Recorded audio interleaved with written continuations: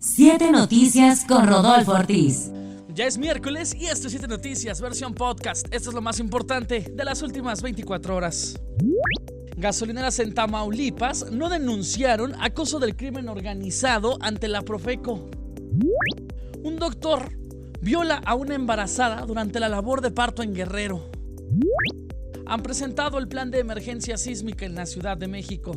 7 Noticias con Rodolfo Ortiz. Bienvenidos, esto es 7 Noticias. Vámonos con la información, lo más importante, lo que ha sucedido en nuestro país a lo largo de las últimas 24 horas.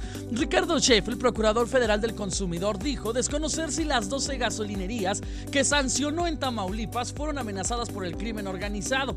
Si fueron amenazadas, ¿dónde está la denuncia? Si presentaron una denuncia en la Fiscalía de Tamaulipas o en la Fiscalía General de la República, habría que analizarse con otra óptica, pero de las 9 que clausuramos, ninguna presentó denuncia, así lo aclaró el titular de la Profeco.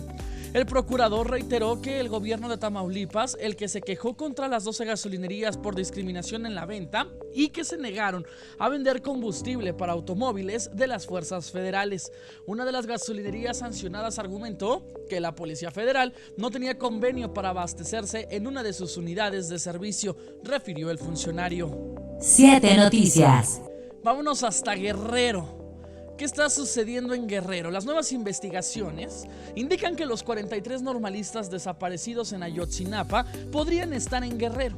Así lo reveló el subsecretario de Derechos Humanos de la Secretaría de Gobernación, Alejandro Encinas. La pregunta directa para Encinas fue: ¿las nuevas evidencias indican que los muchachos podrían estar en Guerrero? A lo que respondió que sí.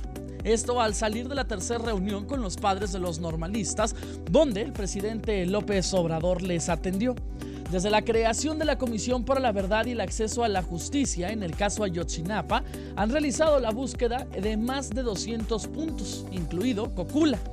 Retomaron líneas de investigación que no se atendieron en el gobierno de Enrique Peña Nieto y abrieron unas cuantas más. Los vamos a encontrar, aseveró el subsecretario de Derechos Humanos en la Segov al confirmar que hay nuevos testigos y pistas del caso. Al ser cuestionado sobre si el Ejército Nacional está siendo investigado, explicó que está colaborando y entregándoles toda la información solicitada sobre la mal llamada verdad histórica. Entrevista. En este mismo estado, pero en otro punto, la Secretaría de Salud de Guerrero condenó enérgicamente el abuso sexual contra una embarazada que acudió a la unidad de partería Almeida en Chilpancingo, esto para recibir atención médica, y que fue atacada por un trabajador de la empresa Operadora Medical Life el pasado 6 de septiembre. Medios locales detallan que el trabajador involucrado en el ataque se hizo pasar por un médico. Esto para revisar el grado de dilatación que presentaba la mujer, pero aprovechó el momento para atacar sexualmente a la individua, quien al darse cuenta de los hechos, pues pidió ayuda. Tras escuchar los gritos, el esposo de la paciente entró al consultorio y agredió al presunto doctor identificado como Kevin N., quien llevaba 3 meses trabajando en esta unidad de partería. Los ataques a mujeres van en aumento día con día en el gobierno de Andrés Manuel López Obrador. Está en ese momento en la línea telefónica la periodista y especialista en el tema, Tania Mesa. Amiga, bienvenida a 7 Noticias. Muchas gracias, mi querido Rodo, por la invitación. Pues yo creo que el gobierno de la República ya tiene muchos fundamentos legales para poder actuar en favor de los derechos de las mujeres en el tema de salud y en muchos otros. Faltan algunas construcciones legales que esperemos que el Congreso, los Congresos, pero particularmente el Congreso de la Unión, puedan sacar en el corto y mediano plazo. Y sin embargo, yo creo que se está quedando corto en las acciones en favor de las mujeres, sobre todo en el tema de salud, porque es el tema que toca a las mujeres que viven en las comunidades más apartadas en general de todos los estados del país, específicamente de Hidalgo. Definitivamente, Tania, el mes pasado se dio esta manifestación tan hablada en donde mujeres exigían este tipo de libertades, este tipo de derechos, este tipo de acciones en favor de... ¿Crees que le dé tiempo a esta legislatura? ¿Crees que realmente lo hagan o seguiremos esperando 64 legislaturas más? No, sí le tiene que dar tiempo, porque lo que le falta, yo creo, es algo de voluntad. Desde mi punto de vista, Ya hay muchas acciones, hay muchos protocolos, el problema es que no se aplican. Ese es el gran problema. Mira, por ejemplo, la Ley General de Víctimas, que tiene perspectiva de género, pero no es específicamente para mujeres, dice que esto que hizo la Procuraduría de la Ciudad de México, de filtrar los videos de la joven presuntamente violada, que fue el caso que desencadenó las férreas protestas en la Ciudad de México hace aproximadamente un mes, la Ley General de Víctimas dice que no debieron haber divulgado videos, ni nombre, ni identidad, ni nada que pudiera llevar a conocer la identidad de la víctima. Y lo hicieron. Y no solamente lo hicieron, sino que sus jefas, porque son mujeres, Sí. las jefas de estos policías, sus jefas no lo sancionaron. O sea, la ley está, los procedimientos están. El problema es que no se aplican y no hay consecuencias cuando no se aplican. Entonces yo creo que lo que le falta a esta legislatura es más bien como ver el tema de la sanción. A lo mejor de reglamentos en cuanto a la Ley General de Víctimas, pero yo creo que en general el marco legal sería suficiente para que esta clase de situaciones no ocurrieran y sin embargo siguen ocurriendo, y lo peor, con impunidad.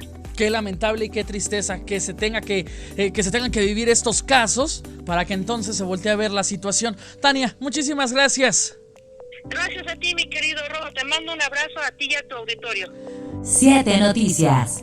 El gobierno de la Ciudad de México, que encabeza Claudia Sheinbaum, presentó ayer el plan de emergencia sísmica en la Ciudad de México, en el que se planteó cómo actuar en una situación de extrema emergencia, como sería el caso hipotético de un sismo de 8 grados en escala de Richter. De llegar a esta situación, Ursúa Venegas, secretaria de Gestión Integral de Riesgos y Protección Civil, precisó que sí hay puntos donde se colapsen inmuebles y se instalará igual el número de puestos de mando y serán atendidos por 1,245 personas que van a ser capacitadas, así como 5,000 funcionarios.